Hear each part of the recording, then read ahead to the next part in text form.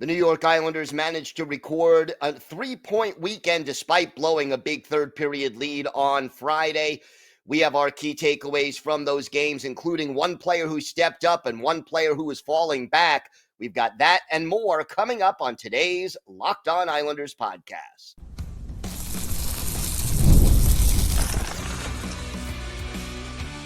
Your Locked On Islanders, your daily podcast on the New York Islanders. Part of the Locked On Podcast Network, your team every day. Welcome, everybody, to the Monday edition of the Locked On Islanders podcast, part of the Locked On Podcast Network, your team every day. I want to thank everyone who makes Locked On Islanders your first listen every day. Don't forget to subscribe on YouTube or wherever you get your podcasts so you get new episodes as soon as they come out. Today's episode is brought to you by Game Time. Download the Game Time app, create an account, and use code LOCKEDONNHL for $20 off your first purchase. It was an up and down weekend, or should I say a down and up weekend for the New York Islanders. They have a 2-goal lead going into the third period Friday and end up losing the game in overtime, blowing yet another lead. And then Saturday, a 3-0 shutout over Buffalo. And there were two significant differences, I think, when approaching these two games. The first major difference was that the Islanders played a 60-minute game on Saturday and did not do that on Friday. And again, we saw on Friday the team establishing a lead over the Washington Capitals with some pretty strong play, and then, watching that lead dissipate. Simon Holmstrom coming up with a pair of goals. Kyle McLean getting off the schneid with a goal. The Islanders are up 4-2 after 40 minutes, and then the bottom falls out. And why? Well, it starts almost immediately when you take a penalty off the opening faceoff of the third period. That does not set the tone for what the team is trying to do. Anders Lee called for hooking right off the faceoff, 5 seconds in. And then obviously the Islanders penalty kill been an issue all year long. And they give up a goal to Dylan Strome. And all of a sudden, less than a minute and a half into the third period, that 2-goal lead is a 1-goal lead. Then the Capitals tie it and end up winning it in overtime. So, another disappointing collapse. And it just felt like it was deja vu all over again. Semyon Varlamov wasn't great. Let's put it that way. He wasn't terrible. I'm not going to say that he gave up a lot of soft goals. But as a team, defensively, Anders Lee ends up with a 4-point night. A 3-point night. A goal, 2 assists. He's a +4. Bo Horvat has 2 assists. He's a +4. Simon Holmstrom scores 2 goals. You think, okay, we've got it going. And then everything just falls apart late, where the team goes into that shell, doesn't play smart defensively, gets careless. And again, I think more than anything, it's psychological that this team is waiting in a lot of ways for something bad to happen. And I think once that penalty was taken, 5 seconds into the period, you just had this overall feeling like, oh no, here we go again. And voila, it just sort of fell apart, and the Islanders lose. Now, as bad as a loss as it was emotionally, they still got a point. And you got to remember this. The Islanders need those points. Yeah, they're frustrating. They should be 2 points. But when you're missing 2/3 of your top line, and J.G. Pageau, who sat out both games due to a lower body injury, and, when that happens, you want to just keep accumulating points. So if I told most Islander fans going into the weekend that the Islanders would have a 3-point weekend. Most of you would have signed up for that in a minute. The fact that this team blew yet another third period lead, in fact, a 2-goal third period lead, made it that much more frustrating and that much more painful to watch for the New York Islanders. But at the same time, you get the 2 points the next day, Saturday, at home against the Buffalo Sabres. Ilya Sorokin with a shutout. That was a great performance there. And I think the Islanders' defense from start to finish did a better job. The pace on Saturday was better. It was faster. Both teams played a much more entertaining brand of hockey. Sorokin had his A game. Simon Holmstrom with 2 goals in back-to-back games. Anders Lee with a goal and an assist as well. And the Islanders end up getting the job done with the 3-0 win. And this game kind of had everything that you would want. The Islanders had a power play goal. The Islanders had an empty net goal, something we don't see from this team very often. The Islanders were able to kill off a bunch of penalties. The PK was 2 for 2. You had your goalie, who had struggled a little bit in his last few outings, coming up with some really big saves. And, I am going to say it this way. The Islanders, Patrick Roy, ended up playing 7 defensemen and only 11 forwards on Saturday. J.G. Pajot out of the lineup, and they end up going with the 7 D-men. There was perhaps a potential issue with Scott Mayfield, although Mayfield ended up playing more than 20 minutes in the game and played well. But at the end of the day, I think going with 7 defensemen helped in the third period. No Islander defenseman played more than 21 minutes and 31 seconds. You were able to cut back the minutes of all of your guys. And, having Scott Mayfield play 20-44, Noah Dobson playing 17-53, and then you get your Grant Hutton and your Isaiah George both around 13 minutes, and Dennis Chalowski at 9:41 of ice time. All of these things helped these guys. Yeah, they may not have played as many minutes, but it kept them fresh. And I think if you've got Hutton, George, and Chalowski in the lineup, and no offense to those guys because they played very well, but having them play less minutes but being fresher for those minutes, I think all 7 defensemen on the ice benefited from that arrangement. And I think that this way, it helped prevent the guys from getting tired. And when you're tired, you make more mistakes. I think it helped keep everybody on their toes because there were different partners for different players. So, you want to get comfortable, but not too comfortable. And I think that it just made for a better performance. That maybe if these guys are getting a little tired at the end of games, this helped reduce that. And everybody wanted ice time, so they knew, hey, we've got to play well. Otherwise, there's other options without even having to worry about it because you've got an extra defenseman battling for playing time.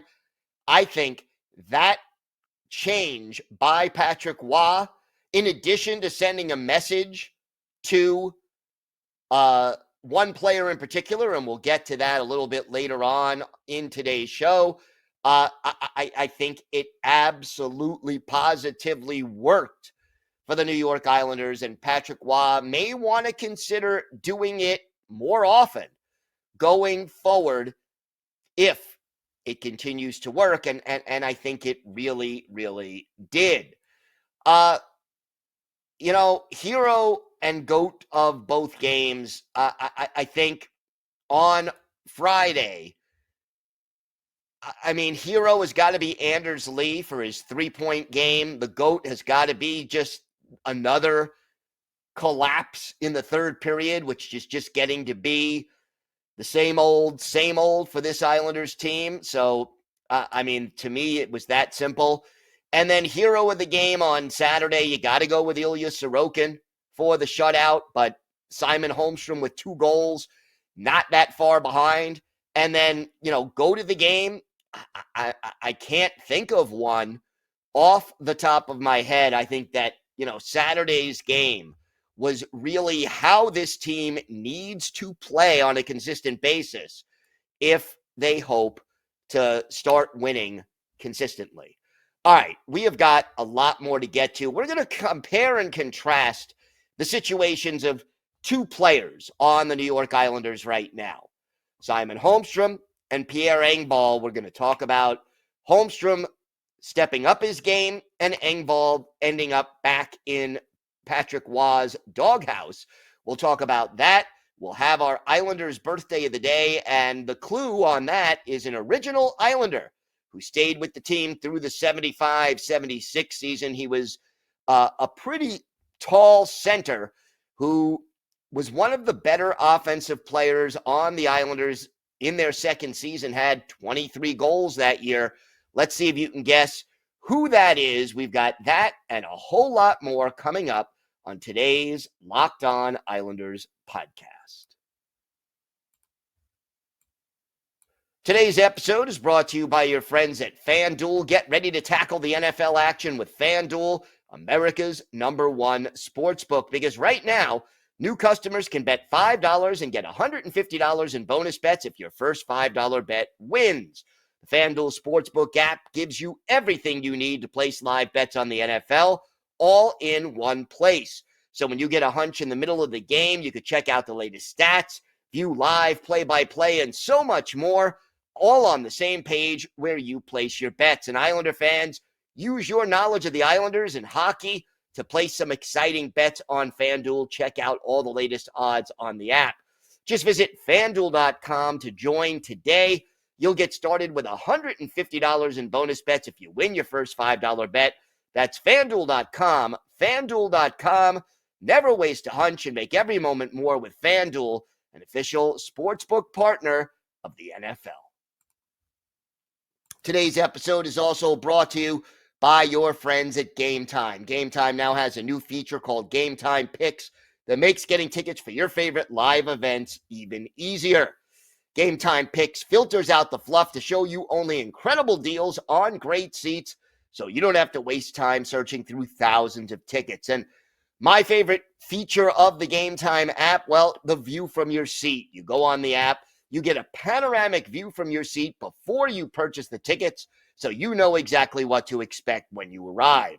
Take the guesswork out of buying tickets with Game Time. Just download the Game Time app, create an account, and use code LOCKEDONNHL to get $20 off your first purchase. Terms apply. Again, create an account and redeem code LOCKEDONNHL for $20 off. Download Game Time today.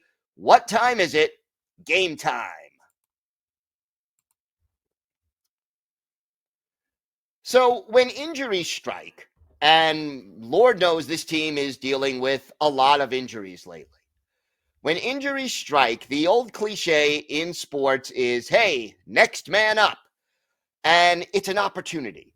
It's an opportunity for players who have not gotten a chance to play as many minutes or as big of a role to step up and show what they can do.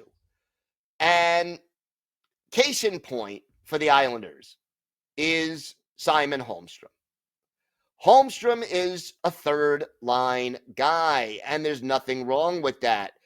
And he has done, a pretty good job in that role. But offensively, his game never seems to quite take off.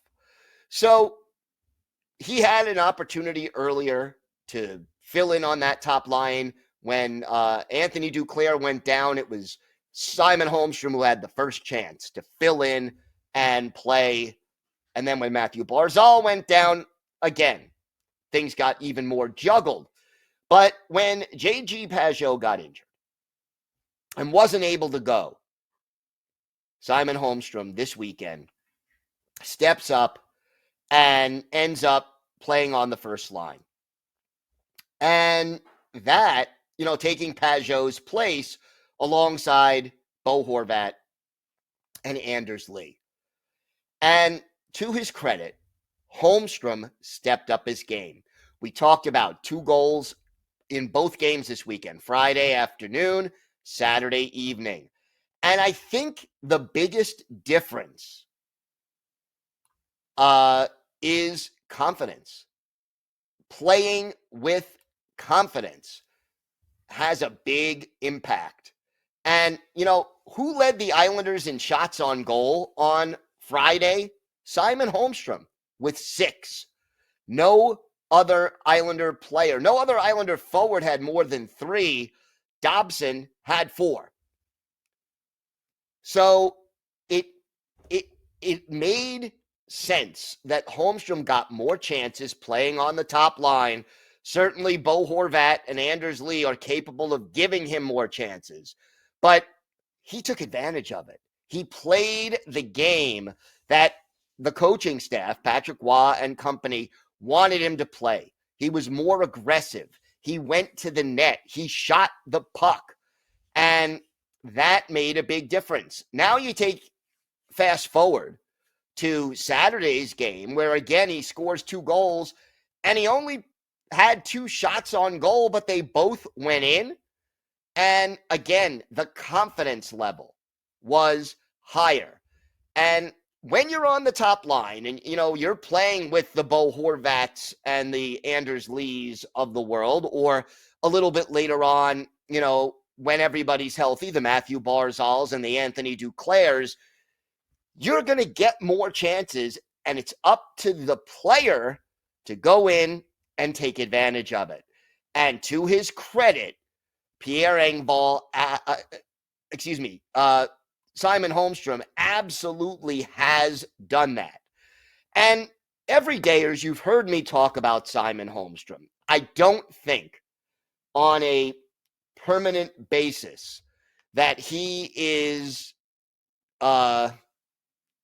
ready to be a first line or top 6 player. But what he is showing more and more is that he's capable of filling in for a game, 2 games, a short period of time, and he can give you a lot of production. And also, something else that I've said about Simon Holmstrom that I think remains true. He has the skill set to be better than a third line guy.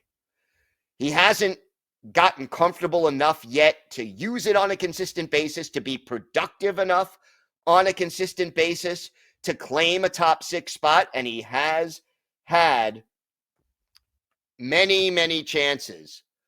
And look, this past 2 games have been great. And we only hope that he can keep it up because the ability is there. Simon Holmstrom was a first-round pick for a reason. And hopefully he will continue to grow into this role and show the Islanders that he is capable of doing more. And look, if you recall Friday's show, we talked about the fact that there are trade rumors starting about Brock Nelson and about Kyle Palmieri because their contracts are up and the team has been struggling and et cetera, et cetera. If Simon Holmstrom proves that he's ready for even a second line role, that he can step up and give you 20 goals in a year. And remember, what do you have last year? 15? If he shows you he can do that, that makes trading away some of those other players, whether it's for picks and prospects or both, that makes it much more tenable, much more doable. And I think, if Holmstrom continues to play smart hockey, going to the net, shooting the puck, being more confident, his shot is a really good shot. He just doesn't take it often enough. And even now, here's a guy who has played in all 25 games and he has 30 shots on goal. 30 shots in 25 games. Not going to get the job done. But you know what? Simon Holmstrom also leads the Islanders regulars in shot percentage, 23.3. The only other Islander regular who's even close is Kyle Palmieri at 17.9. Anthony Duclair has a 25% shot shooting percentage, but he only played 5 games, so I can't say that he's the guy. Holmstrom is capable. He is without a doubt capable of being more productive offensively. And he has 7 goals right now through 25 games. That puts him at what? Like about a 22, 23 goal pace? 24? If he can continue to score at that rate, it opens up a lot of other possibilities for the Islanders. And I'm not saying he's there yet, but as long as you have these other players injured, whether it's Pajot, whether it's Duclair, whether it's Barzal, having a guy who could step up and get the job done is extremely important for the New York Islanders. And kudos to Simon Holmstrom for what he did this weekend and hopefully what he will continue to do going forward. Because remember, all the guys in the NHL are talented. You're not in the NHL if you're not talented. But being able to get the job done consistently separates the good players from the fringe players and the excellent players from the good. Holmstrom has proven he can get the job done in spurts. Now he needs to show he can get the job done and take his game to the next level on a consistent basis. And if he does that, then maybe, just maybe, the Islanders have a good problem on their hands with another potential top 6 forward on this roster. All right, more to get to. While Simon Holmstrom is stepping up, Pierre Engvall is falling back. We're going to talk about Engvall and a little bit more about what that means. We'll have that, plus our Islanders birthday of the day, coming up on today's Locked On Islanders podcast. Today's episode is brought to you by your friends at Prize Picks. You can now win up to 100 times your money on Prize Picks with as little as 4 correct picks. Prize Picks is the best place to get real money sports action. Join over 10 million users and sign up today. Prize Picks puts their members first, so all withdrawals are fast, safe, and secure. When my picks hit, I can get my money in as quick as 15 minutes. And look, all you have to do on Prize Picks is pick whether or not specific players will go above or below their Prize Picks projections. Will Jack Hughes get more than 4 shots on goal, or Tammy Panarin get more than 1 assist? Check all the latest out on Prize Picks. Just download the Prize Picks app today and use code LOCKEDONNHL. You'll get $50 instantly after you play your first $5 lineup. Again, download the app, use code LOCKEDONNHL, and you'll get $50 instantly after you play that first $5 lineup. Prize Picks, run your game. I want to thank everybody who makes Locked On Islanders your first listen today. For your second listen, find Locked On Fantasy Hockey. Become a fantasy hockey expert and get the edge over your league mates with daily tips from hosts Steele and Flip. Find Locked On Fantasy Hockey on YouTube or wherever you listen to podcasts. It's part of the Locked On Podcast Network, your team every day. So while Simon Holmstrom stepped up, Pierre Engvall fell back. And unfortunately, this has been the MO for Pierre Engvall throughout a lot of his career. And it's something that needs to change. And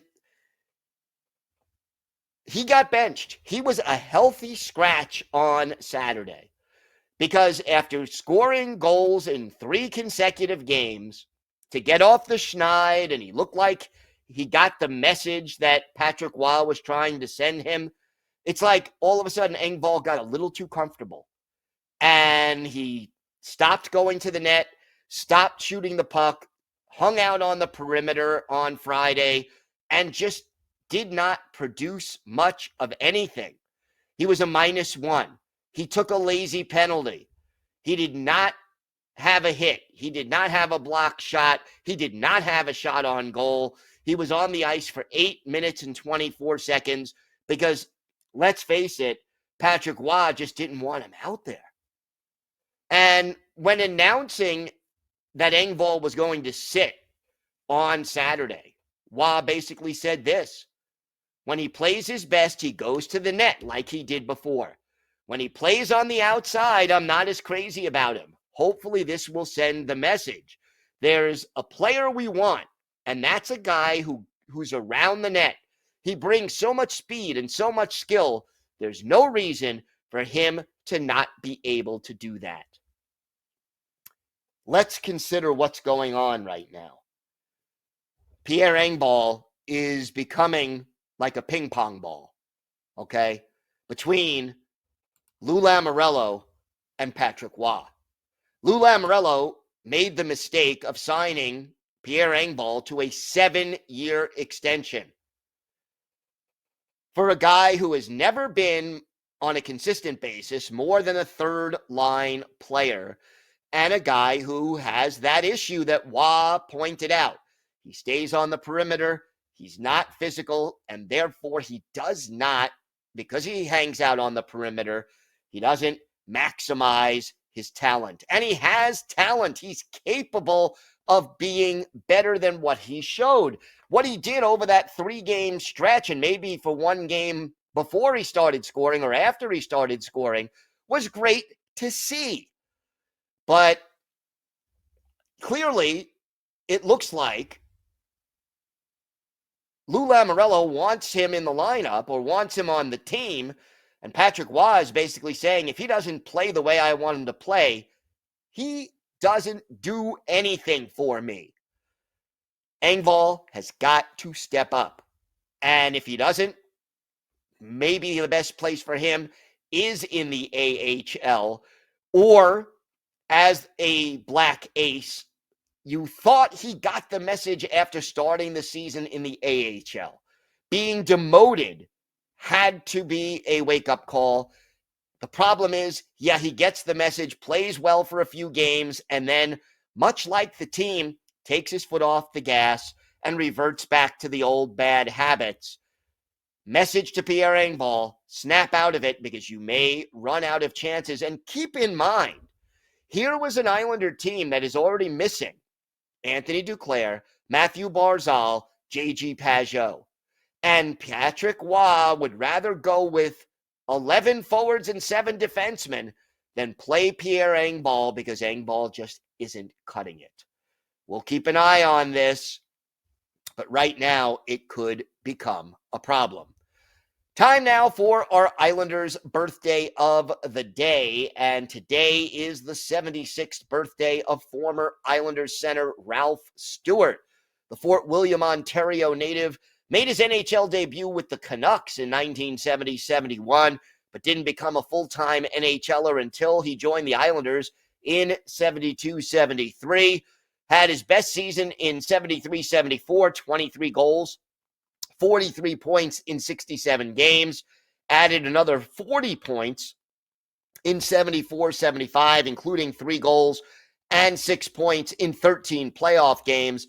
Stayed with the Islanders till the end of the 75-76 season and then finished his NHL career with a second stint in Vancouver. He had 57 goals and 130 career points in 252 games, had 4 goals and 8 points in 19 playoff games, all of those with the Islanders. His best game as an Islander, it's easy, December 22nd, 1973, Islanders visiting the Blues in St. Louis. Jerry Desjardins, the goalie for the Islanders. Wayne Stevenson in goal for St. Louis. And after Steve Durbano gave the Blues a 1-0 lead, our Islanders' birthday of the day, Ralph Stewart tied the game just 7 seconds into the second period. Craig Cameron, the only assist that tied it at 1. With the game tied 2-2 late in the period, Ralph Stewart did it all himself.